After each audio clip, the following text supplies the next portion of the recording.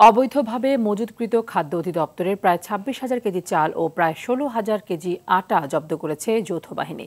গতরাতে গ্যান্ডারিয়া ও শ্যামপুর এলাকার দুটি গুদামে অভিযান চালিয়ে সরকারি ট্যাগযুক্ত এসব মালামাল জব্দ করা হয়।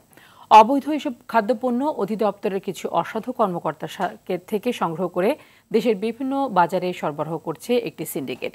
অভিযানের খবর পেয়ে জড়িত দোকান মালিক ও কর্মচারীরা পালিয়ে যায়। তবে এই ঘটনায় একজনকে গ্রেফতার করেছে যৌথ বাহিনী। তদন্ত করে জড়িতদের বিরুদ্ধে ব্যবস্থা নেওয়া হবে বলে জানায় নির্বাহী ম্যাজিস্ট্রেট।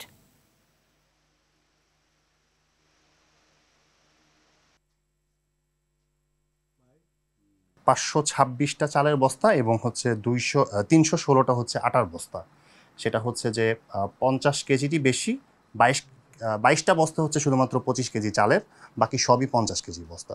কাজে বলা চলে এই গোডাউনটায় বেশ ভালো পরিমাণের হচ্ছে চাল এবং আটা, যেগুলো হচ্ছে আসলে খাদ্য অধিদপ্তরের। এই চক্রটা বেসিক্যালি হয়তো দীর্ঘদিন যাবৎ চলে আসতেছিল। নিডি পিপল যারা আছে, গরিব মানুষ, তারা হয়তো জিনিসটা বঞ্চিত হচ্ছে। ইনশাল্লাহ এই অভিযান জারি থাকবে। আমরা the army is always for the people, and আমরা এনি ধরনের ক্রাইমের এগেনস্টে ইনশাল্লাহ অপারেশন জারি রাখবো। যে চালগুলো জব্দ করা হয়েছে এগুলো দেখা গেল যে সব খাদ্য অধিদপ্তরের লেখা চাউলের বস্তা। তো এই বস্তাগুলো সুনির্দিষ্টভাবে কোনো প্রমাণ নাই, তবে এগুলো সুকৌশলে অনেকদিন ধরে এগুলো জোরো করেছে বলে মনে হচ্ছে। জড়িত থাকতে পারে সিন্ডিকেটধারীরা। আমরা আইনগত ব্যবস্থা নেব এটা।